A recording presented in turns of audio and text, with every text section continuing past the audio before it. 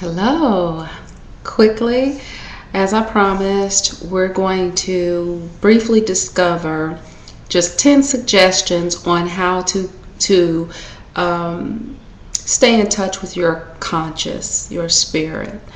If you have any suggestions, please post them because I'm always in the mode for learning. I don't like sharing things as if I'm the only one that knows it. I already know that I'm not, which is why I need to hear from you in anything that you feel that you can add to the knowledge to help other people who may log on and see your comments or anything like that.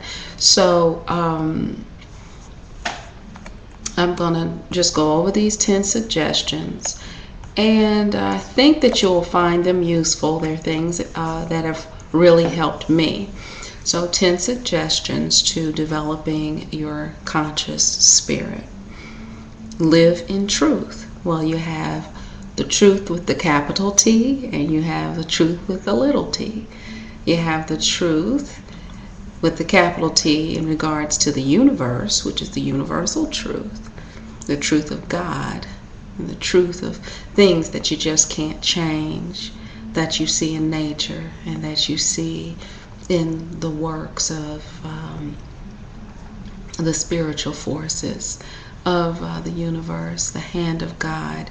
That's something that you really can't change. Those are the capital T truths.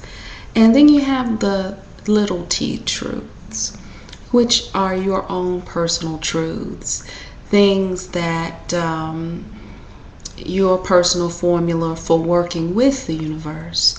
You take your little t truths, you mix it with the capital T truth, and then you have something authentic to offer the world in regards to what you're here to do.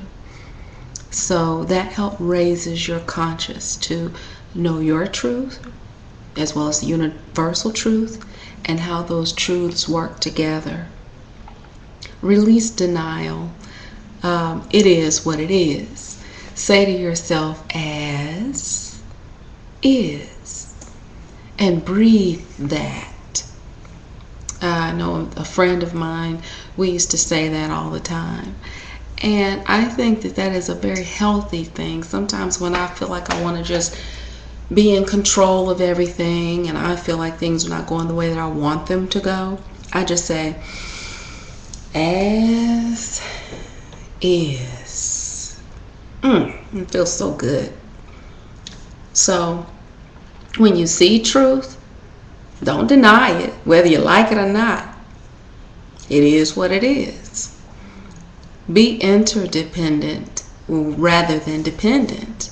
Interdependency is just moving from consuming to sharing. So instead of always looking for something to consume, whether it be spiritual knowledge, whether it's educational knowledge, whether it is love, whether it is food, clothes, shoes, look forward to learning how to move from consuming, which is being dependent on something, to sharing, which is being interdependent. Be of service. Go from looking to be healed to being healed through healing others. Again, that's kind of tied into becoming more interdependent. Share these gifts with other people, because through sharing the gifts, you strengthen your gifts and you'll be blessed with more. Respect, learn, and indulge in nature. Now, I know I talk about nature a lot. I'm the first one to run from a bug. It's because when I was young, I got a bee stuck in my ear and I had to go to the emergency room to get it pulled out. Up until then, I loved outdoors. This is why I say, whoever you were before all of your traumatic events, whoever you were before love and wanting of money and material possessions, whoever that person was, that's who you need to get back to. I want to get back to that little girl who wanted to go outside and just lay out without being afraid of bugs. So when I went to that emergency room, I think it was about maybe 4 or so, and they had to take the tweezers out, the tweezers to get the bee out. And I heard the bee buzzing in my ear like the whole way there. And the stinger was just moving around trying to find a place to sting, but it had gotten so far in, it couldn't get enough movement to get the stinger to sting me. I am petrified of bugs, so I will run and, throw my hair around and pull my clothes off if a bug gets on me. But I do love nature. So I observe nature. I watch a lot of the Animal Channel, and a wolf comes out in my backyard, and I'll sit at the window with my cup of coffee and I'll look at the wolf and I'll just admire the freedom of the wolf. Have you ever compared a domestic dog to a wolf? There's no comparison. I challenge you, be a wolf, because the wolf thrives on instinct and doing what God created it to do. The dog is at the mercy of his owner. Poor thing, he's just pitiful. He looks to the owner for food and water. Please help me. I can't do anything without you. But the wolf, he might get shot, from some fearful adult human who wants to kill his vibe. But for the most part, while he's alive, he's free. And he's in the will of what God intended him to do and be. So embrace nature. Move from consuming nature to embracing nature. Understand that you have a specific work to do. So go from judging others and what they're not doing and move into doing what you were meant to do. Embrace the concept of one. This is number 7. Rather than one world order. If you notice, we're moving toward the one world order where everybody's just slowly but surely one monetary dollar and one religion and one this and one that. This is all in an attempt to, control the world and keep everybody and everything under its thumb. And you have to understand that although it looks good and sound good, it is so detrimental. And it's really, really funny how all the, spiritual zealous or the religious zealous people are just really, really pushing for that because they think that it's going to solve all of our crime and all that kind of stuff. It will be more crime as a result of that.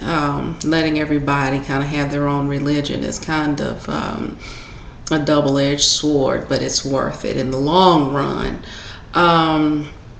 Understand that religion is created to accommodate cultures, needs, division, generate income, and gain control. But spirituality is the glue that binds humanity. This is still under number 7. So embracing the concept of one.